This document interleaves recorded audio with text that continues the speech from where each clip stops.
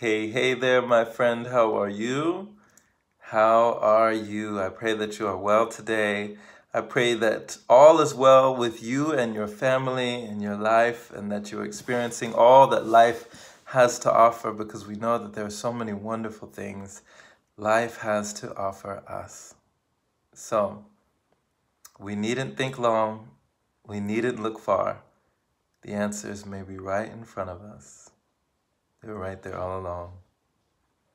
They might also be right here inside. So, my friend, it's been a little minute since we had an update on the channel here. Now, I've done different fasts in the past, and I'm so proud of myself for documenting them and for putting them down, because it has been a journey. It has been a ride for me. It has definitely been a roller coaster. And just like I believe Tony Robbins has said, you know, life is a roller coaster, something to the effect, we can either, you know, raise our hands up in the air and go, woo, and enjoy the ride, or we can be afraid the whole time, right? As we're climbing, we can be in fear, right? And we can scream all the way down, or we can yell in joy and jubilee. So I'm choosing to look at every perceived negative as a positive, that all things lead to my success, happiness, and health and wealth, and that all is well. You know, out of the situation, only good can come, only good things. So even the bad things, the seemingly bad things, are leading to good things. So that's what I'm choosing to believe. So, you know, I have some confessions to make, and they're really to myself, just to be accountable for myself. I'm not doing this video for any recognition or nothing. This is really just accountability for me, to let me know, hey, Jerome, you gotta have something to keep you in check, to rein you in here, and to really just, you know, just pull, whoa now, pull back. And I gotta, you know, just understand where I'm at in life. But there have been so many revelations, so many confirmations after saying so many words of affirmation, which I still continue to infuse within my mind and in my body every day. So to let you know how my life has been going, you know, it's been a wild ride. Last year was one of the most transformative years of my entire life. And just in so many ways, in heartbreak, despair, detachment, suffering, letting go, releasing everything, I became a whole new person. And you can even look, like I can see videos and pictures of myself, and the state that I was in, I had no idea. I looked at myself, seen things, features of my face, and I watched them all change. And especially in January of this year, I was a completely different human being. You could barely even recognize me from a year past. So from January 2019 and January 2020, I was two different people. Totally. But that transformation came about from a lot of pain and a lot of introspection, a lot of reflection, a lot of meditation, a lot of meditation. But it's a practice, and that's what I forgot. I forgot that what I was getting into, what I was sort of playing around with, and what I was exploring is a lifestyle. It's not something that's a destination or an end game or an end goal. It's not like a peak on the mountain that you get and you're like, I completed the level, like I won, right? There's no end game. There's no winning point. It's an ongoing continuum. It's forever. So the reason why they call it a practice is because, you know, it's lifelong.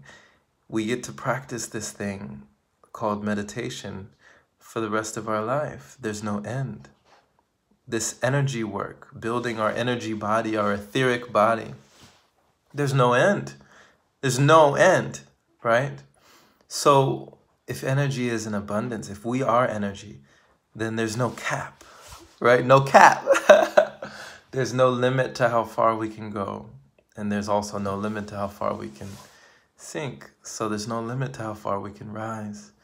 And that's how I choose to look at things now. If fear is an acronym, either we can forget everything and run, or face everything and rise. So last year, went through many changes, did a 3-month liquid fast, ate no solids, consumed nothing solid for 3 months. That was something that I'd never accomplished before. Had never even done anything more than 7-day fasting before that point. And so that was just revolutionary for me, so transformational. Once I learned that my body could do that, and once my mind learned, because the subconscious, you know, the mind is, you know, it's like the body is denser. The mind, we're operating at different vibrations, but we're in unison. That's the thing. It's like we're simultaneously going, we're moving together, but the body is just a little bit behind when it comes to this thing. So you may think that you want this lifestyle, or you want everything that comes with it, the whole package. And you may think in your mind, this is who I am, this is who I am, this is who I am. And I want to be this person, I want to be this type of person. But your body doesn't know that yet. Your body hasn't gotten the memo. It takes time. It takes time for all the signals, for all the cells in the body to align and gain allegiance from your mind. But your mind is the ruler. It's the king. It's the queen. It's the governor of your kingdom, your body. You are the governor, right? So you tell the cells what to do. You tell the cells what energy you want to run on, but you have to give it time. And that's where we mess up as human beings. We, especially in, you know, in these places where I'm at over here, we want things quick. We want things fast. We think things have to go on our times table, but it doesn't work like that. Manifestation doesn't work like that. So why would we think that it works like that with the body? So things happened very slowly, but they also happened very quick, if that makes any sense. It was a process because I went through a period of detox, but then before I knew it, I had so much energy. So much energy. So much energy. I'm talking energy without any caffeine, nothing, no stimulants, nothing, just my own energy. Like, my friend, do you know what it feels like to run on your own energy? It's like, it's hard to describe how empowering and how freeing it is to run on your own energy. So I experienced this in last year of 2019, the 3 months that I went on a liquid fast. And I was fearful. I actually told my friends, too, my very close friends, that I was afraid to go back. I was afraid to go back to eating solids. And then one day I was sitting at a Starbucks cafe and I had a moment of spiritual ego where I felt like, am I blocking my blessings here? This guy's offering me a small little pastry, just a small little thing, and I'm refusing it because what? Pride? Like, I haven't eaten anything solid in 3 months. Am I proud of this? Do I think I deserve a trophy, right? What do you want, a cookie? Pun intended. And so I took it. I took the pastry and I ate it, and it was like, oh wow, that's weird. Like, it tasted nothing like I thought it would, because I had gone so long without tasting anything solid. Just to chew it, just the chewing motion of my mouth was so different. The muscles had been out of use for so long. I had just been consuming liquids. So these things that were unappreciated, that were taken for granted, me just chewing and gnashing and gnawing on meat every day, just one of the worst carnivores ever. When it came to eating meat like 2 and 3 years ago, I was a completely different person, far from vegan, far from it. Although everybody started calling me a vegetarian, they were all asking me because I started choosing different meals at the workplace. So it was a gradual progression as my mind started to get lighter, as I started to meditate more, as I started to become more light spiritually and energetically. I started to crave lighter and lighter things. It was a natural progression. So I want to get back to that state, because in December of last year, I went back on liquids, and then I had the honor and the privilege to go through my very first breatharian retreat in January, where I lived here with a breatharian here in Los Angeles, and with a group of aspiring breatharians, my family now. And we went through eight whole days on this retreat, all fasting, all together, strong, together, doing energy work every day, just running the energy over and over, and just banding together, saying, we can do this. We are breatharians. We're breatharians. And by the end of this retreat, I crossed over. I crossed over, my friend. I crossed over. I went into the breatharian state. I went into the pranic state of being, where no one can tell me, no one can tell me that it's impossible to live without eating or drinking. I now know it's possible because I was there. It is a state of being. It is not a place that you reach and that's it. Like, it's irreversible. It's reversible. You can definitely come back to the state of needing food and craving food, and your body saying, I need food, all this stuff. You can go back to that. You can revert back. But I was in that state. I touched God. I touched that state where I was in the breathless, right? I needed nothing else but the air and the breath in my body. Nothing else. And I could easily charge my body up with breath alone and just energy work. It was like a gyro or a turbine or something that you turn over and over and over, like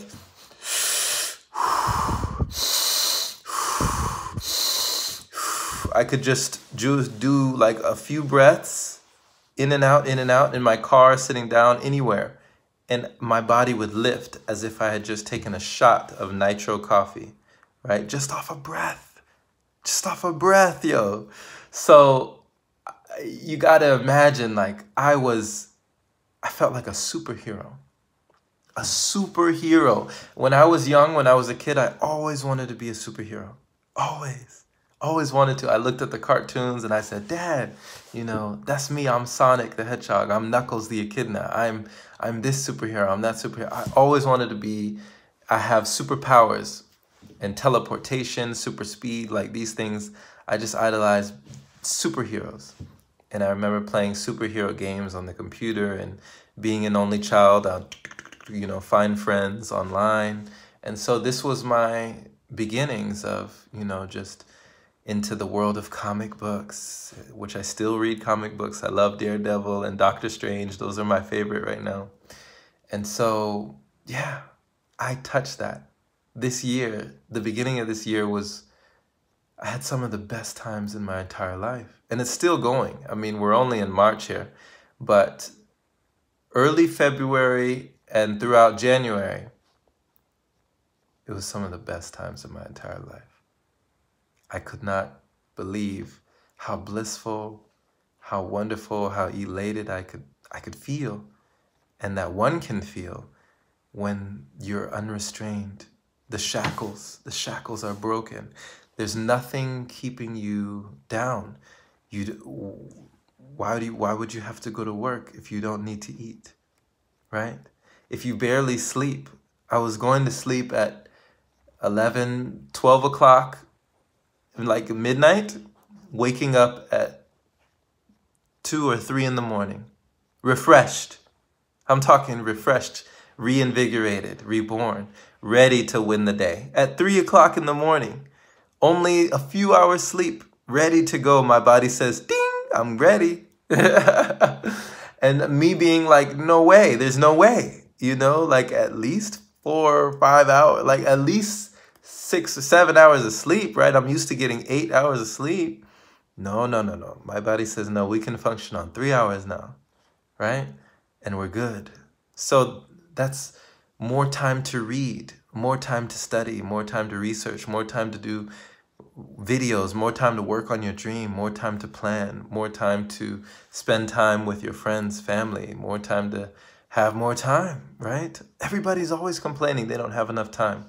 Well, when I started to detox my body fully off of, because this was an 8-day process, I went through 7 days of not eating, and then I broke the fast on the 8th day, and then I went through 7 more days of not eating. So, or drinking, sorry. So this was a dry fast for 7 days and then 7 more days, right? Back to back. After that, I was clean, I was fresh. I could feel it. I could feel it. I'm talking to you like it was nothing, there was nothing like it. There's nothing like it. My whole body felt just totally alive. And I had energy. You think you're less sleep, right? You sleep less, but you have more energy. How does that sound, right? You sleep less, you have more energy. It's nothing like it, my friend. So, but at what cost, right? To whom much is given, much is desired, much is taken, much is required, right? So once something is given, something is also taken away. So my hunger was taken. I had no hunger. And so it was like an ultimate test, because you are now a being. Your body has shifted. Your stomach is in a different place. Like physically, I felt that my body had shifted. My intestines were not the same. My stomach was not the same. My lungs were not the same, right? Things had shifted around. The energy had shifted. And so now I didn't need to eat. Can you imagine not needing to eat? I'm talking a day and another day and another day, and you're still not hungry. You're not hungry. And at first, you're like, oh my gosh, this is amazing. But idle hands are a devil's workshop, they say. If you don't give yourself something to do with this new energy, if you don't quickly find something to hold on to or to latch on to, something to fascinate you, a book to read, a new skill to learn, someone to impact lives, which I was doing, but if you fall off and you start going back into that sedentary life, that way of being where you're just sitting around, it's not going to do any good. Because I was walking like 10 miles each day, easy. And this was continually like running that energy, that windmill, that gyro. And this was feeding into this breatharian way of living. So everything that I was doing, all the movement, like Jerry Seinfeld said, if life boils down to one thing, it's movement. To live is to keep moving. That's how my lifestyle was. Just running that energy every single day. My cells no longer needed food for energy. They fed off of movement, off of exercise, off of qigong, off of meditation. So this was my new state of being. But then when I started to fall off, when I started to slip, when I started to let people's perceptions, which, you know, there are no regrets, right? Everything is a lesson. But if I had any regrets, I would say that I should have waited before going public. And I didn't even really go public.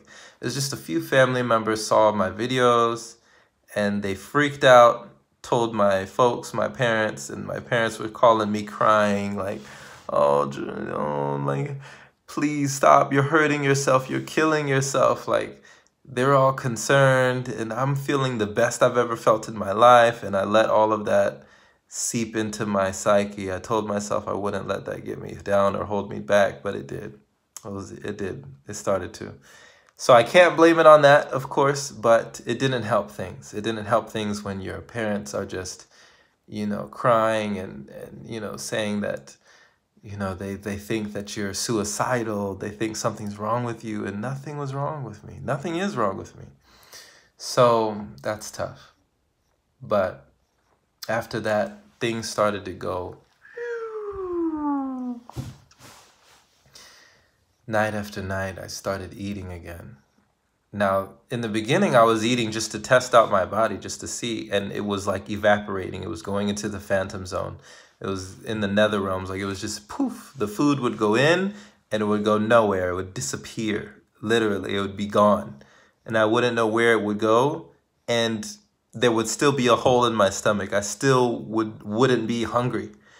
You imagine just eating, consuming, and you don't have a stomach full feeling. Your stomach is not distended. You don't have a feeling of your stomach poofing out like, oh, I can't possibly eat anymore. That never comes. So you can waste a lot of money like trying to find that feeling again. If you're looking for that feeling of being full, you're not gonna find it. Not on this ride. So it was like a fleeting feeling that I was just, why am I even searching for that? I already asked for this. I asked to be breatharian, right? I asked for this life. And I just started psyching myself out and just really just crash landing into a lot of different food. And it was a lot of things crept back up, a lot of emotions that, you know, I feel like now looking back, if I had a little more guidance after the retreat, after that 8 days, if I had somebody who was one-on-one with me to just tell me how to ride through it.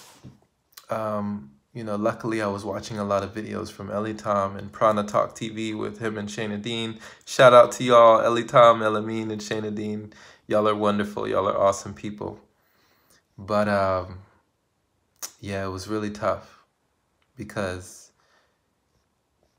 when I was mentoring other people and I was teaching other people a little bit too quickly, before I had real skin in the game, I was crashing inside. Things started to crawl back up. Self-esteem issues, identity, just a lot of issues with the self. And I started looking at myself, not liking what I saw because I was eating, gorging myself.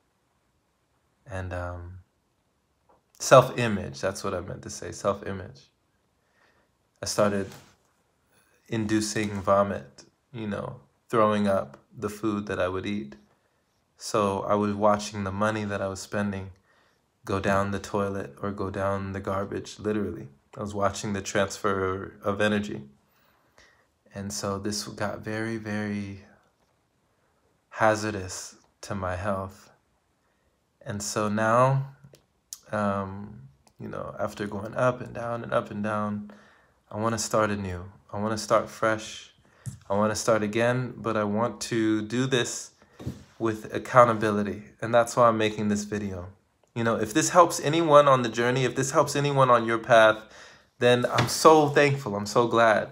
But I have to be honest in saying that this is a bit selfish because I know that I have to do this for me as well. I gotta have something that, says, hey, if nothing else, you put it out there. You put it out there saying that you're gonna do this thing and that you're gonna ride this thing. And, accountability is a superpower. You should always be able to count on yourself. So that's what this is for me. It's letting me know that it's possible so I can reflect back on this moment, look myself in the eyes, and remember how I felt during these trying times, these trials and tribulations. And I won't even talk about right now what's going on, but in my opinion, it's the best time to be a breatharian. Today, it's the best time. So I'm gonna embark on another fast. And today doesn't count. This is just an introduction, but I'm going to embark on another fast. And it's going to be a very unique one that I have never done before. And yeah, it's going to be very interesting. But I'm not going to put it everywhere like I did before, the breatharian and the liquidarian one. This is just going to exclusively be here on YouTube. So for anyone who happens to be following my channel, you will be the one to see it. No one else. I'm not I'm not going to be continuously posting on other sources for right now, just because I know that family members and folks, they like to talk. So for the sakes of loved ones and their sanity, I'm just putting this here for you. So thank you so much for watching. Thank you for listening. I pray that you have a wonderful and blessed rest of your day. And if you enjoyed this and you haven't already, definitely subscribe for more inspirational messages. Follow the podcast, that is the Open Palm Podcast, and just enjoy the journey. Life is a journey. Life is to be enjoyed. None of us asked to be here, but oh, what a precious life it can be when we think of it that way, when we see it that way. Be grateful for every moment that we have, every breath that we have on this earth, on this planet. And thank you for being with me now. Be well, be blessed, my friend. And we'll be back.